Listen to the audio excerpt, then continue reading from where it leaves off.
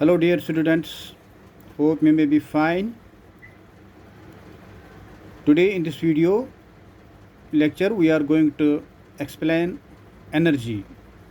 What is energy? इसकी जो units के बारे में पढ़ेंगे, डिफरेंट फॉर्म्स ऑफ एनर्जी के बारे में पढ़ेंगे हम आज इस वीडियो में. So you will consider it properly. So बच्चों, let us give the definition of energy. ये आपने पहले भी पढ़ा है, 10th में भी पढ़ा है.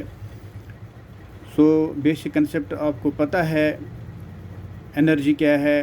पहले हमने वर्क पढ़ा है पिछले वीडियोस में, तो कुछ न्यूमेरिकल्स प्रॉब्लम्स भी हमने की. नाउ इस वीडियो में हम एनर्जी के बारे में पढ़ेंगे, क्योंकि we have taken the new chapter unit 5 work, power and energy, जिसमें हम वर्क के बारे में, पावर के बारे में, एनर्जी के बारे में पढ़ेंगे. So in today's video we are going to explain. आज हम एक्सप्लेन करेंगे आपको थ्रू दिस वीडियो एनर्जी क्या होती है, उसके यूनिट्स क्या होती है, उसकी डायमेंशनल फार्मूला क्या है, डिफरेंट फॉर्म्स ऑफ एनर्जी क्या है.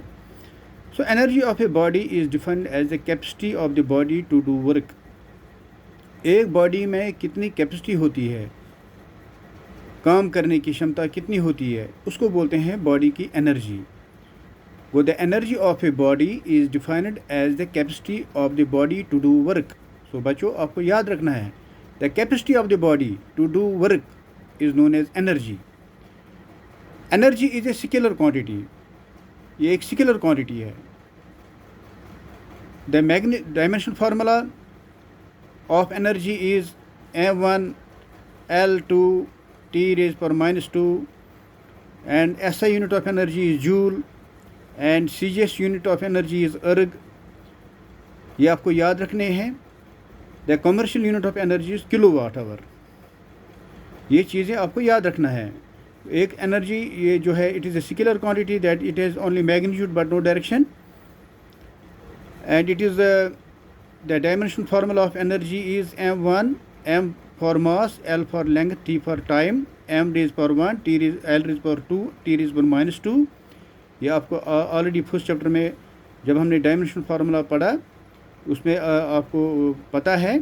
ऐसा यूनिट ऑफ एनर्जी जूल है. वो जो जूल है एनर्जी, ऐसा यूनिट इसका जूल है एनर्जी का. सीजीएस सिस्टम में ये जो CGS system unit of energy है दैट इज़ अर्ग, जो हमने कल वर्क में भी पढ़ा. और कमर्शियल यूनिट ऑफ एनर्जी है किलोवाट. और 1 किलोवाट आवर किसके बराबर होता है? Kilowatt hour. 1 किलोवाट आवर होता है 3.6 इंटू 10⁻⁶ जूल्स. तो बच्चों, ये चीज़ें आपको याद रखनी है. So before we proceed to kinetic energy and potential energy, we must know about different forms of energy. So the different forms of energy, there are many forms of energy. Some of the examples हम इस video में आपको explain करेंगे. कोई different forms of energy क्या क्या है. सबसे पहले है हीट एनर्जी क्या है, दूसरा है इंटरनल एनर्जी क्या होती है, इलेक्ट्रिकल एनर्जी क्या होती है, केमिकल एनर्जी क्या होती है, और न्यूक्लियर एनर्जी क्या होती है, और उसके बाद मैकेनिकल एनर्जी भी होती है. So let us understand heat energy क्या होती है. It is the energy possessed bye virtue of random motion of the molecules of the body. वो हीट एनर्जी होती है जब हम बॉडी को हीट करते हैं. और जब जो हीट एनर्जी होती है वो किसकी वजह से होती है? जो बॉडी में जो मॉलिक्यूल्स होते हैं उनका रैंडम मोशन होता है. And when the body the molecules of the body move randomly, and the energy possessed by the body is known as heat energy. A railway engine is worked by steam which possesses heat energy. आपको पता है बच्चों, railway engine जो है वो steam पर is worked bye steam.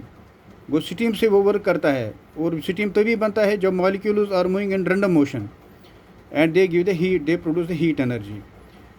इसी तरह इंटरनल एनर्जी क्या होता है? Second part, it is energy possessed by the body by virtue of particular configuration of its molecules and also their random motion. So बच्चों, इंटरनल एनर्जी के बारे में आप जानोगे कि इट इज़ द एनर्जी. ये किसकी वजह से होती है? It is the energy possessed by the body by virtue of particular configuration। एक बॉडी का पर्टिकुलर कन्फिग्रेशन होता है of its molecules.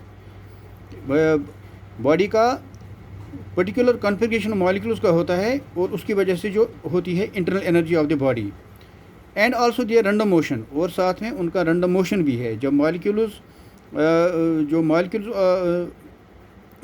Of the body होते हैं इन पर्टिकुलर कन्फिग्रेशन में और वो मोशन में भी रहते हैं, उसकी वजह से होती है बॉडी में internal energy. This internal energy of a body is the sum of potential energy and kinetic energy of the molecules of the body.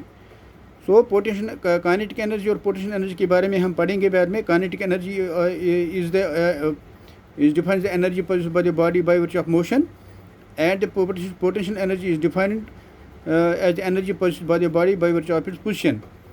So thus internal energy of a body is the sum of potential energy and kinetic energies of the molecules। potential kinetic energy और potential energy के बारे में हम और विस्तार से जानकारी हासिल करेंगे नेक्स्ट वीडियोज़ में। So the internal energy of a body is the sum of potential energy and kinetic energies of molecules of the body।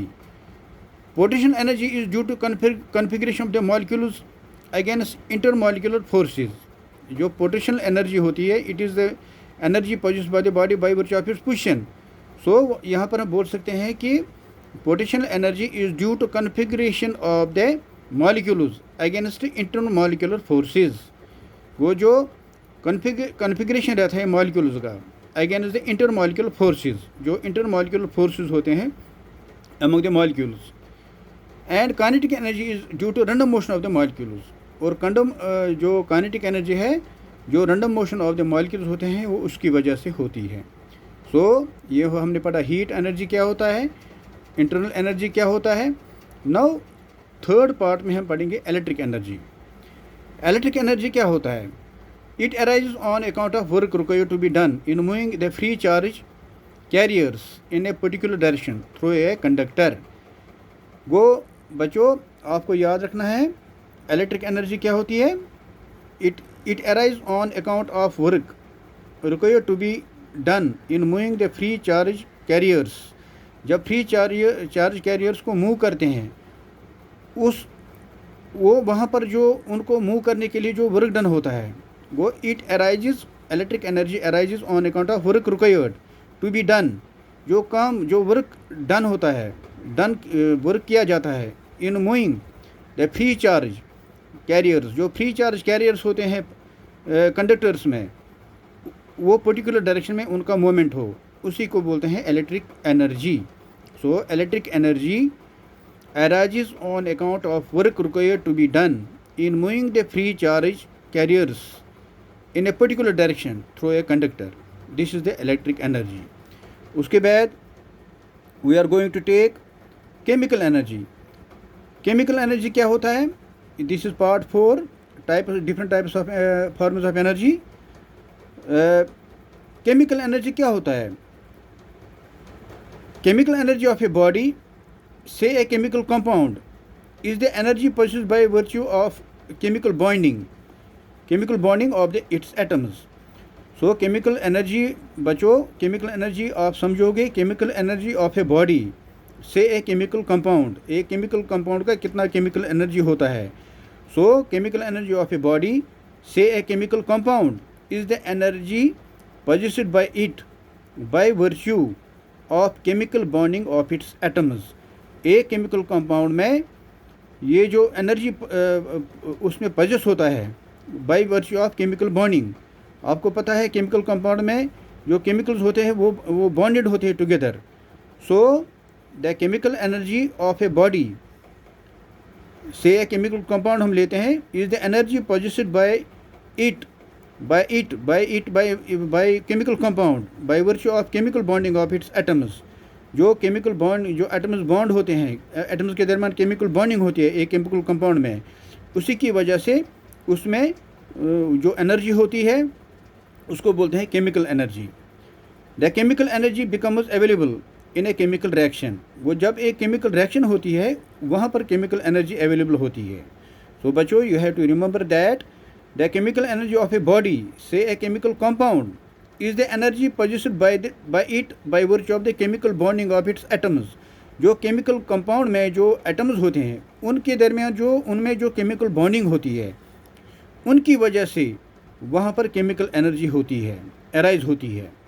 So the chemical energy becomes available in a chemical reaction. और जो chemical reaction होती है उसकी वजह से chemical energy available होती है. उसके बाद फिफ्थ हम पढ़ेंगे न्यूक्लियर एनर्जी.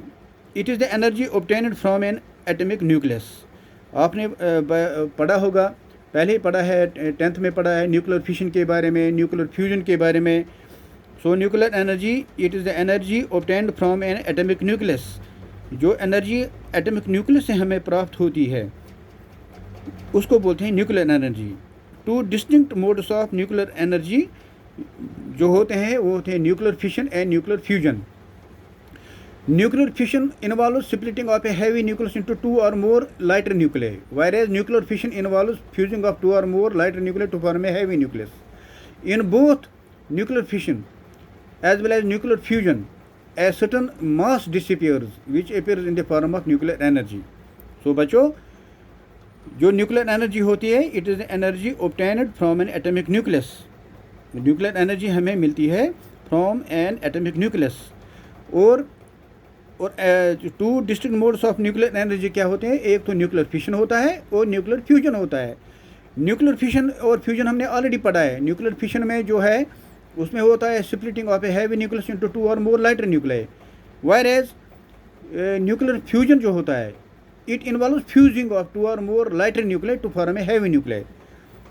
इन both nuclear fission as well as nuclear fusion, चाहे हम न्यूक्लियर फिशन की बात करेंगे या न्यूक्लियर फ्यूजन की बात करेंगे, ए सर्टन मास डिसअपियर्स, कुछ मास डिसअपियर होता है, which appears in the form of nuclear energy, और वो अपियर होता है in the form of nuclear energy. So बच्चों, आज इस वीडियो में मैंने आपको एक्सप्लेन किया एनर्जी क्या होती है और डिफरेंट फॉर्म्स ऑफ एनर्जी क्या होती है. So I hope you will understand it in a very better way. When you will repeat the videos 1 or 2 times, you will be able to understand in a better way, and when you will refer the subject material properly, and you will be able to clear your concept. So bachcho, repeat and repeat, and you will learn more and more. Thank you very much. We are continuing our videos. Now we are going to take in our next video kinetic energy.